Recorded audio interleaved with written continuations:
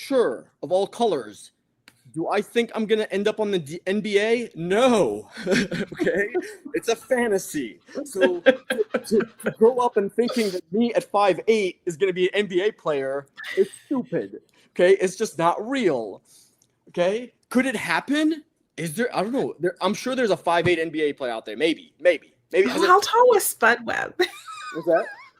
I'm like, how tall was Spud Webb? Wasn't he like 5'9"? What I'm saying is, in the history of NBA, I'm sure there was a 5'8" player at some point.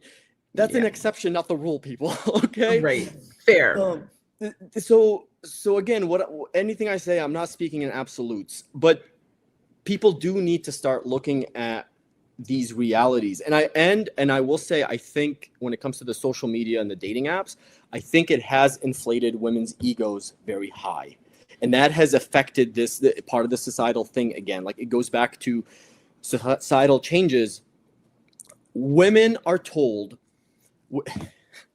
Have you ever looked at what men's advice from other men are compared to how women? Yes, and it's crazy sometimes. So women, I feel, do a disservice to each other by honestly lying to each other sometimes. And I'm not talking about advice. I'm talking about when it's a close friend, when it's your close girlfriend. Women don't seem to be honest with them. It's always about uplifting and cheering, and I'm like, that's great, but are you helping somebody see where they're at? Are you helping them see their flaws that maybe they need to work on?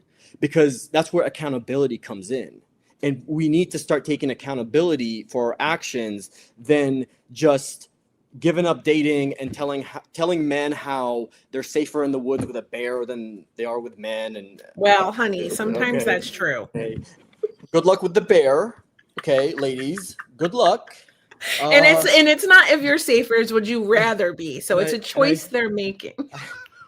You can carry bear spray in the woods, and you can carry bear spray in your purse. You can carry pepper spray, and a taser like I do. And you can do that too, but leave the. Or you could get really handsome, strong boyfriend, and then exactly. So it's silly, and honestly, ladies, just like I harp on men all the time when they say stupid and cringy shit all the fucking time on why they've checked out and their dating struggles, and I have to tell women the same thing. I think a lot of them it's a load of shit.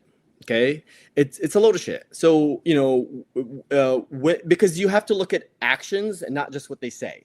And when you see countless videos, or just in my own stories of women I follow, okay, and I know them personally, and I know what they say, and how they, I guess, want to be perceived by everybody, but then their stories are all these cringy Pinterest, emotional things, and it's like, well, which is it? Are you happy being alone, or do you want a guy? Because those things do not match up. Okay, like, are you trying to convince yourself, or are you trying to convince everybody? I'm confused here, and men pick up on that. And I'm gonna be honest with you. For me, and this is personal. For me, it's a turnoff. It is a turnoff. When I see women continuously posting these Pinterest style memes, of just don't do it. Don't do it after a breakup. Don't do it. Like, it makes you look weak. Honestly, I'm just giving this is honest advice to men and women. Don't do that. Don't post the breakup song and all that. Like just don't put yourself in that position. It's not good. It's cringy. I just don't like, side note, I just don't like public displays of personal stuff. Like, I don't like drama playing out on social media. I find that so cringy. But that's just me.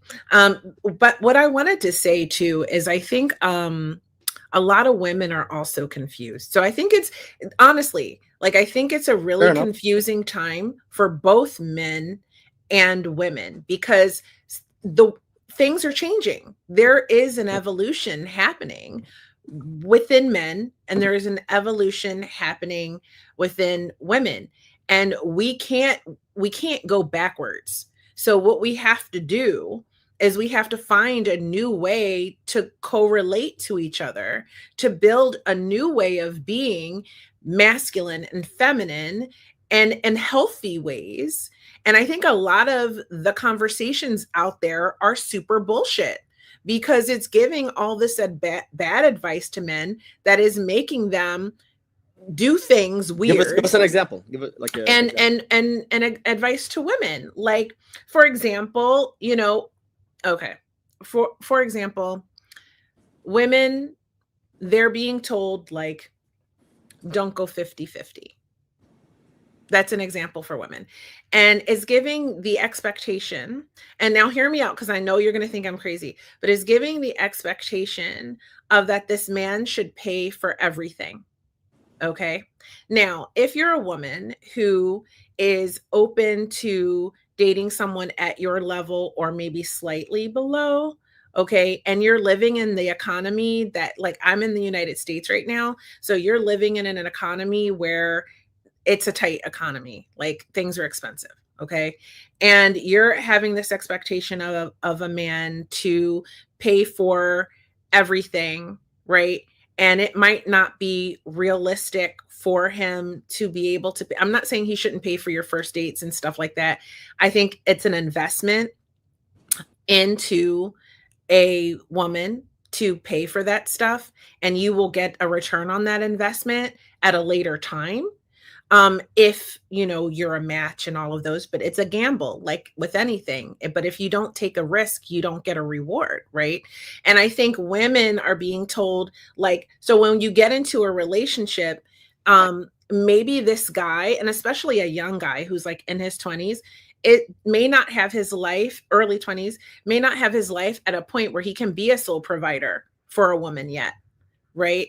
And so there are times when being 50-50 and working as a team, as a partnership, is going to be beneficial and better than just expecting the man to pay for everything if he's at a certain level of life. Not every woman, like you said before, not every woman is going to date the millionaire, is going to date the guy that's going to be able to provide her with this trad wife And lifestyle, you have to be, this. yeah, and you have to be realistic that in today's world, families can't survive unless both parties are working.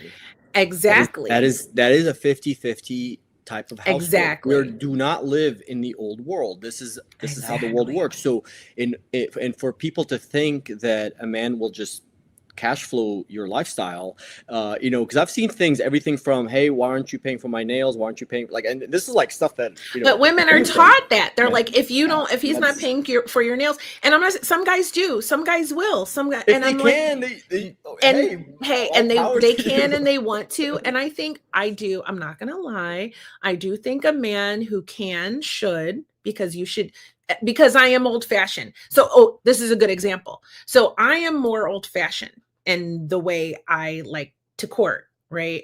I like to be taken out, and I like doors to be open for me, and I like for things to be paid for me. That's not to say I'm not going to pay, because I am going to plan retreats. I am going to pay for other things. I am going to buy groceries and cook food for you. And I am going to provide domestic labor, which, if we calculated up how much that cost, it's expensive.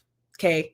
Ask your cleaning. If you have a cleaning lady, that woman charges money. Like, it's expensive to get your house clean and things, your laundry done, and things of that nature. So since I'm the cleaning man in my house because I can't afford a cleaning lady. I love that. I love a man who cleans, by the way, because I also believe in share. When we're talking about equality and like 50-50, I'm not only talking about money. I'm talking about, okay, well, if we're both contributing, like, we're done dating, right? I do believe a guy should pay when you're initially dating and stuff. But when you're into the connection, into the partnership, I do believe in 50-50, because I think that I want to help washing the dishes. I want help folding the laundry. I don't think that's my role. I mean, I think every relationship can be different, which is why things need to evolve. I think people should talk about this when they're dating. Like, what does that relationship look like to you? Do you expect me as the woman to do chores? If you expect me to be the only person who does chores and work a job, that's something men have been kind of taught to believe over these years. It's not going to happen. It shouldn't. And this is a wrong thing, because in the traditional era, men were taught also to they were taught their roles, and the roles were take care of your wife, take care of your woman. You are her protector, you're a provider. They were taught how to treat them, okay, how to treat their lady. Hopefully. And you're right, and those are the things that are now, well, a lot of men are like, well, I was taught to do all this, but where, and they understood that this is what women traditionally were taught, but they're not being taught that. Then now they're being taught, give me. And it's like, wait, hold up.